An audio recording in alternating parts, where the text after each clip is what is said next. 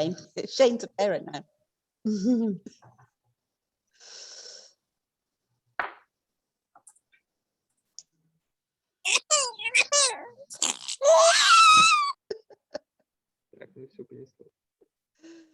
Okay. Good morning.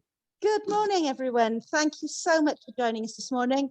I'm sorry we took a little bit of time to let you in. For some reason I can't quite work out. A few of our internet connections have gone a bit glitchy and people couldn't connect. Then we had all this feedback on our microphones, so hopefully we've got it sorted out now. And I do apologise for you waiting a couple of minutes. I think I've met everybody before, but if not, I'm Maggie, I'm the principal. Miss Sarah, I'm sure you know the VP, and Mr. Shane, who's in charge of elementary. Thank you so much for your time this morning. Really, really, really appreciate it. As always, appreciate the opportunity to talk to you, to get your feedback, your comments, your suggestions, your questions. And that is what this morning's session is for. So Shane, Sarah, did you want to sort of give us sort of a quick update on where we are, high points for elementary, things coming like that before we throw the floor open? Okay, well, in grades 1 and 2, we have 2 exciting competitions going. We have our RAS reading competition, which is all through the month of May, and there's lots of very nice prizes. Our students are very excited to be involved in the competition, and there's a lot of excitement going on there with that. Then in June 13th, we have our Timetable Rock Stars math competition, which is coming up. So we've just introduced it to the children today, and there's a lot of excitement buzz going on around that. So we're very excited about those two. And a few things on my side with competitions, we're really excited to see a lot of students are using our e-learning platform. So this Thursday is going to be our certificates going out for e-learning. We've got some grade 1 students who are reading more than our middle school students. So we'll be highlighting those kids with certificates to praise them and tell them good job. But we're very happy with the kiddos getting on RAS, Timetable Rock Stars, Exact Path, all of our wonderful platforms. Just a few information about assessments. I've got a few parents asking me. With assessments, you guys know our drill, you know the spiel. We are not going to have the students sit down and memorize and do a worksheet. We do very, very hands-on one-on-one sessions with students so we can see their actual level. Next Thursday, I'm going to post on all the dojo's assessment schedules, but for your information, it's pretty much just going to say, hey, we're going to do some foundational reading, writing, math, and all of the subjects. It's nothing for your child to worry about. It's nothing for your child to study. The way we do assessments, we authentically want to see where they are, and the students don't even realize, because it's a lot of just student-given work. It's not sit down and do a test. So just as everyone's aware, I'll be posting those assessment schedules next Thursday. Brilliant. Thank you, Sarah. So the floor is open.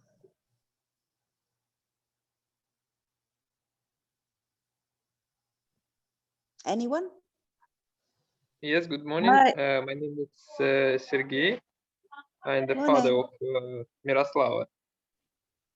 So I have actually all fine with the education process, so I don't have any comments for that. But the only thing that I want to ask about the time for starting the school, because 7:30 it's really very early time, and so she's waking. My daughter, she's just 7 years old, and she's waking up at 5:50 every day, and actually in the evening time, then she comes from school to home, and I come from work. I have only 40-50 minutes with her to communicate, and then she must go to sleep. Yeah, I do understand, and it is early. I mean, it's early when you're my age, so I imagine at 7 it's very early. We have to have our staggered timings because of the buses. That's one thing, but to be honest, pre-COVID, school started at 7:30. Anyway, it's a normal start time for schools here. KG would normally be sort of 7:30 to about 1, and grades 1 to 8, 7:30 to about 2:20. That's the normal time into the schools. I think because of the heat, I think that's why everything starts so early. The heat, but they spend most of the time inside the school, so they're inside the building. Yeah, I do understand. It just is factually that schools here tend to get their start time, all schools tend to be about 7:30, start 20 to 8 at the latest. It was just with COVID and shortened days and Ramadan that things started later and finished a bit earlier. But we are trying to get the students back into normal school timings as well, because we hope next year that everything will be normal and students will be able to be in for a full school day. So I do understand that it is quite normal. Yeah, Sarah? And also for Mira, she came from KG2, so this is probably a transition for her, going to a little bit longer of a day. But the reason we have it is because yes, term 1 and 2, we had 8 o'clock, but we're really hoping, inshallah, we get to a normal school year next year, and 7:30 is the normal start. So we don't want to shock students next year. We want them to start getting used to it now. So we do understand that. And so right now, the grade 1 day is 7:30 to 12:35. And next year, it's going to be a little longer because in grade 1, they stay a little bit later than KG. So we want to make sure she's ready for that transition. Yeah, but it's, you said it's about the COVID. So, but if, for example, they like soften the restriction, so can we move it to 8:30 at least? So starting from next year. No, I mean, if the regulations changed. To be honest, Sergey, I don't want to sound dismissive, but equally I don't want to say something that isn't going to happen. Schools in the UAE start at 7:30. There may be one or two that start a little bit later, but none that I've experienced. It is the basic school starting time somewhere between 7:30, maybe 7:45. But that's just the hours that schools tend to work. Yeah, I saw that the bus timing is 7:30. No, the start time is 7:30 for the KG1 and 2, and for 4, 5, 6, it's started at 9. Yes. Right now, it's a later start only because we have 2 different bus routes. And we know we have to do that because we have so many kids on the bus. Next year, Miss Maggie and I are already working very hard at making sure, inshallah, we have 1 trip. That's why there's staggered time. So inshallah, next year, the timings will be 7:30 to 1 o'clock for KG and 7:30 to 2:15 for grades 1 to 8, like it always is every year within the UAE. Yeah, like how it normally runs. Yeah, actually, my question is like to swipe it, no, like to change. So for smaller kids, it should start at 9, and for bigger kids, it should start at 7:30, because no, I think it has some sense for small kids to sleep longer, because they need 10 hours of proper sleep. It's really hard with that because it's like homework. Every parent has a preference. So we have some parents who are like, I want my daughter done with her day by 11. We have some parents who want to end it a little earlier, start it earlier. So that's where we've come to the conclusion. But regardless, it starts them for next year when Mira has to come in at 7:30 anyway.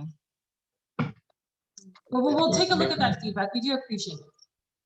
No, at least to move it maybe not to 8:30, but to 8, from 7:30 to 8, because 7:30 is really very early.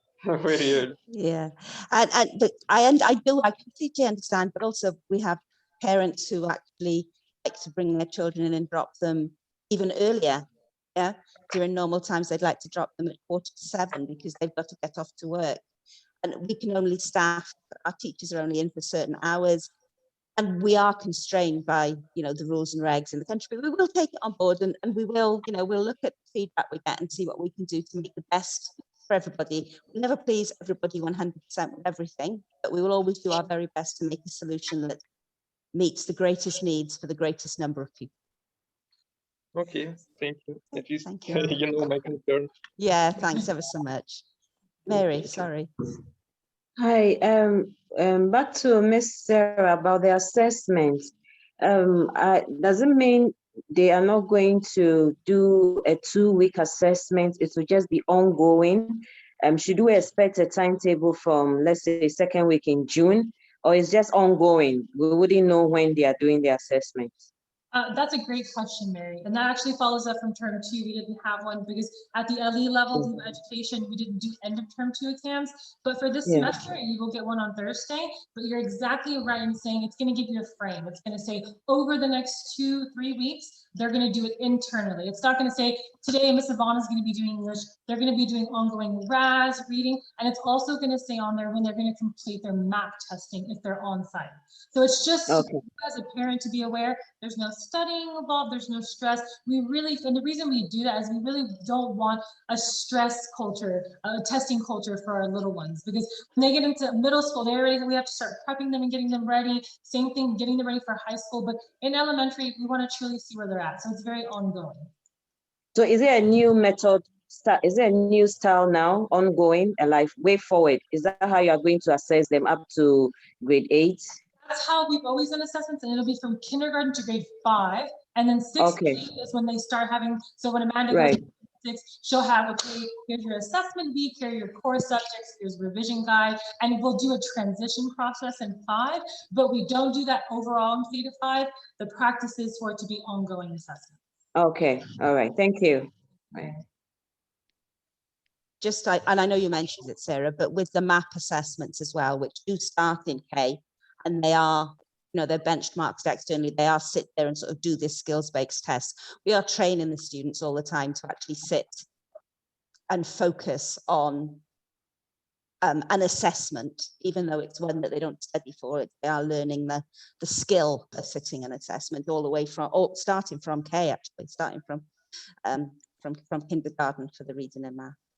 Okay, all right, thank you. Okay, Miss Allaire, how are you? Hi, good morning. Hi. Yeah, I'm sorry, I couldn't turn on my video. Is it okay? Yeah. Yeah, okay. I'm the mother of Jared of grade 2 of Miss Christie's class.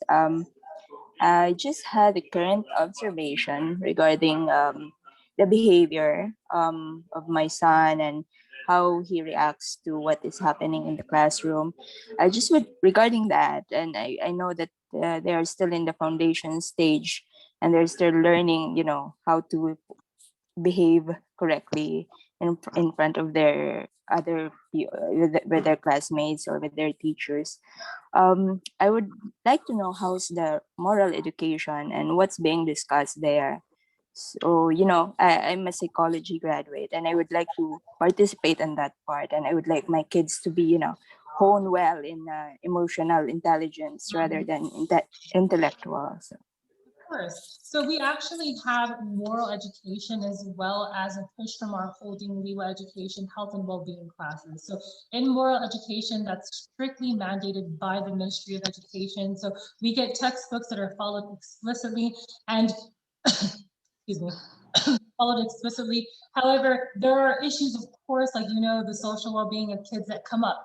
And so that's why we also have health and well-being classes where they get an opportunity to talk with their teachers, social worker, etc., to talk about behavior and social development. And do remember in K to 2, and really K to 5, social development is such a massive part. We're getting them ready for the next stages, and that means they have to have independence, they have to have resilience. So on top of moral education and health and well-being, the teachers also work on different things. Like we had an issue once in grade 5 where students were just not being independent. So we started C3 before me. You need to try to do it by yourself before you come to me. So we do it on an ongoing basis as well as issues arise, because kids are always changing and every class is different. Yeah, correct. And I just would like to know also what's the participation of the social worker. So Miss Noreen is our social worker, and she facilitates a lot of the health and well-being classes. So that's where students have the opportunity to practice social development, and they have access to Miss Noreen. She's also located upstairs. Most of our classes right now are upstairs, so kids always know that they have access to her as a social worker. And for all of our distance learning kids, she facilitates sessions with them, so they always have a connect to Miss Noreen and access to her if they ever need anything. Okay, so is there a regular meetup with her, with the kids from time to time? Because last time I have speak to my son and he said that he doesn't know Miss Noreen and it's his first time to see her. Okay, right now Miss Noreen's doing 3 to 8 health and well-being, and the homeroom teachers are doing grade 1 and 2, but she does pop into classes. But I'll take note to that and I'll get feedback on us having her a little bit more in grade 1 to 2. But the kiddos are really close with her and they do know her. Jared's a little bit more new, but I'll definitely make sure that connect. Yeah, and I would really appreciate if there will be encouragement especially for Miss Noreen, based on her roles in dealing with the kids and developing the kids' social awareness. If there would be a dialogue also with the parents, if she can also conduct that, so we can help out. Okay, absolutely. Thank you so much for your feedback. Okay, thank you. Okay, anybody else got something they'd like to share or ask or query, question, celebrate? Hello. Hi. Thank you Hello, very how are much for you? meeting. Yeah. Just how are you? I hope Good, you're thank doing you. well after the yeah. Just one couple of Parents questions, meeting. Ms. Maggie. Just do you have any idea for the next year school Parents opening? meeting. Still, it's unknown related to the pandemic.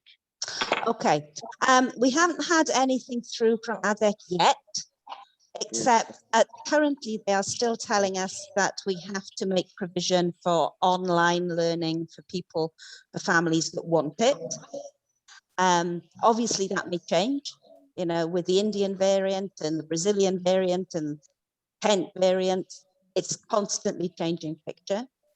I know our hope, what we want, we really want back to normal days, where the students are in for a full day and they all come at the same time and they leave at the normal time. Yeah. And yeah, if there are, and obviously if parents are choosing, we will provide the distance learning, but what we're really hoping for, what we're planning for, please, is for everybody to be back as normal. That's what we'd really love. Thank you very much. You answered perfectly my question. Thank you. Okay. Mr. Akwasi. Hi. Hi, how are you? Everyone, I'm good, thank you. I'm the father of Anthony. Wanted to find out something that's specific to him. Usually he is able to complete his task well ahead of the time allotted. And in the past, his teacher has given him some challenges, which are sort of an add-on for him to keep him occupied and also to help him continue to build his capacity. But recently, we've noticed that those challenges are not coming. She's not posting the challenges in addition to the normal work she gives them, as was the case in the past. So it's maybe a question and an encouragement at the same time, so that he's more occupied and he has more time to spend on productive things. That's it. Thank you. Of course, thank you. Mr. Shea, can you? Yeah, I couldn't actually really hear a lot of what you said there. That Anthony's teacher is not posting challenge tasks or extension tasks for him. He's not being challenged when he's finished the work.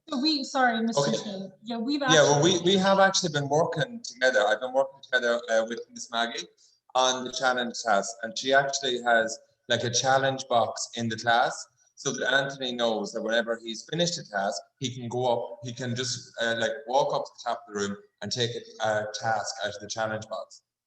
I've also been working with Miss Maggie to make sure that there is actually activities there specifically for Anthony as well, to make sure that he's challenged in the task.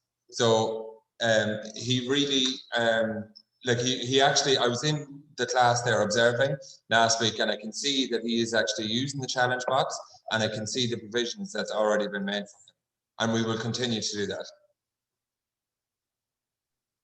Thank you for that. Okay. Anything else? No?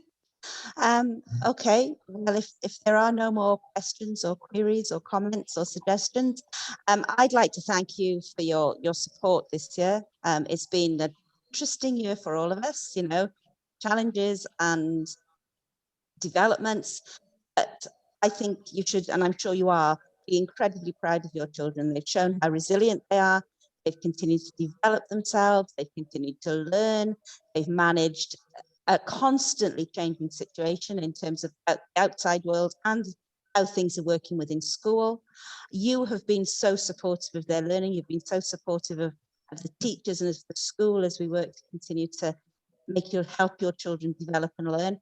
So I'd like to thank you. This is our last coffee morning of the year. So Maybe I don't get to speak to some of you now again before the end of the year. Maybe I will. Maybe I'll be lucky. But if not, you know, I just wanted to go on record with you to say thank you so much for the faith you show in the school and the teachers. Thank you so much for the support you give the school and your children. And I think that they've done fantastically well this year. Shane, Sarah, did you want to add anything? No, just thank you all very much for all your help. Yeah, just thanks all the parents. And this has been such a crazy year. We didn't know what to expect. And I just really appreciate, we couldn't be where we are as a school with all the support, without all the support and feedback from our parents. So you guys, thank you so much. Your children are successful because we all work together as a family. So I really appreciate it. And inshallah, next year will be even better and we'll have those kiddos on campus. Thank you. Thank you for your support as well. Thank you, Mary. Pleasure. Thank you. Bye, guys. Bye-bye now then. Bye-bye. Bye-bye. Bye-bye. Bye-bye. Thank you. Thank you.